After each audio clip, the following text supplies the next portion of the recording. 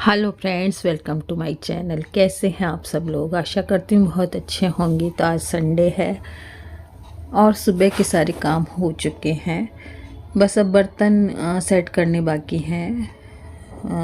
Made काम करके गई है और मैं किचन में आई हूँ। 11 बजने वाली हैं, बेटा आने वाला है, तो मैंने सोचा चलो खाना तैयार फटाफट कर देती हूँ। आज मन करा कि मास्टर जी की पसंद की चीज़ बना दूँ, तो आलू टमाटर पुराने तरीके से छौंके मैंने, जैसे पुराने हम लोग बनाते थे तो सभी चीज़ों को एक साथ कट करके और फिर छौंक देते थे। तो आजकल वाले तरीके से मैंने नहीं छौंकी सब्जी, और मास्टर जी के तरीके से ही छौंकी है सब्जी। और उन्हें बेसन की पूड़ी बहुत पसंद थी आलू टमाटर की सब्जी के साथ। तो मन तो दुखी रहता है मेरा, लेकिन मैं उनकी पसंद की चीज़ बना के और एक थाली निकालती हूँ उनके लिए ज़रूर। मुझे ऐसा लगता है जैसे उनके पहुँच जाती होगी, वो गाय को दे देती हूँ या फिर उनकी फ़ोटो के आगे उनको भोग लगा देती हूँ। पहले भगवान को लगा देती हूँ, फिर उनको भोग लगा के और फिर उस थाली को या तो गाय को दे देते हैं या फिर हम सभी खा लेते हैं उसको। तो पहले मैं उनके लिए निकालती हूँ और उन्हीं की पसंद की चीज़ बना देती हूँ। मन करता है तो मन तो बड़ा उदास रहता है, किसी चीज़ में मन लगता नहीं है।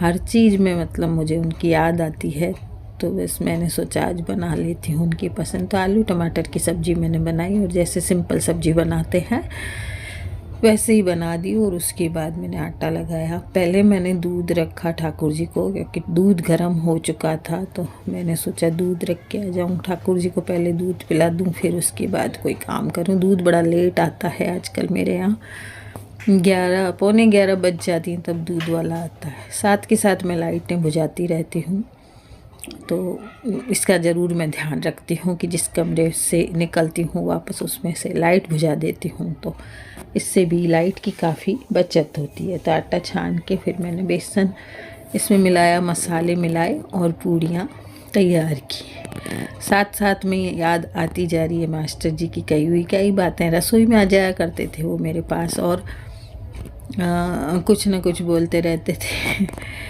उनका मन नहीं लगता था, कोई रूम में बैठे हुए उनका कई बार मन नहीं लगता, तो वो किचन में आ जाते थे मेरे पास और बातें करते रहते थे। अड़ोस की पड़ोस की कई तरह की खबरें इधर उधर की लाते रहते थे। मेरा तो कम निकलना होता है, लेकिन वो कोई ना कोई खबर लाते और कहते देख अपने पड़ोस में ये हुआ, अपने पड़ोस में वो हुआ। तो मैं हंसती थी, उनसे मजाक करती थी। मैं कहती आप सारा दिन बस खबरें ही लाते रहो। तो हंसते बोलते मैं जिससे मिल के आता हूँ तो खबर मिल जाती है मुझे कोई ना कोई, तो तेरे को बता देता हूँ। तो मैं हंसती रहती कि मुझे क्यों बताते रहते हो आप, पता नहीं। मैं जिनको जानती भी नहीं थी उनकी खबरें वो लाते थे। वो पूरे पड़ोस को जानते थे और आगे तक की गली में बातें करके आते थे लोगों से, और उनको बहुत से लोग जाना करते थे। तो कई तरह के नाम लेते रहते मेरे से, आज वो हनुमान ने ये किया, आज उसने ये किया, आज उसने। तो मैं कहती मैं किसी भी हनुमान को नहीं जानती हूँ, तो आप मुझे सीधा नाम लेकर ही क्यों बोलते हो? तो कहते मैं तो जानता हूँ ना। तो मैं कहती मैं नहीं जानती हूँ तो मैं कैसे समझूँ उस बात को? तो बोलते अच्छा ठीक है, वो उधर रहता है, वो उधर रहता है। सारी मुझे बताते कि वो उस गली में रहता है, वो उस नंबर वाले मकान में रहता है। तो इस तरह वो मुझसे बातें करते रहते थे किचन में। तो बस वही याद कर रही थी। और मैंने बेसन और आलू को नहीं, बेसन और आटे को मिलाया और उसमें मसाले डाल दिए सभी, जिस तरह की नमक मिर्ची हल्दी जीरा डाल दिया, अजवाइन डाल दी और हींग डाल दी। और फिर ये पूड़ियाँ उनको बड़ी पसंद थी, कई बार कहते थे बेसन की पूड़ी बना लो, बेसन की पूड़ी बना लो। तो फिर आज सोचा चलो बना देती हूँ, चढ़ा दूँगी, उनको भी भोग लगा दूँगी और गाय को भी खिला दूँगी। तो साथ में ही सब्जी भी बन गई और एक सीटी में ही ये सब्जी बन गई थी। आलू काफ़ी गल जाते हैं।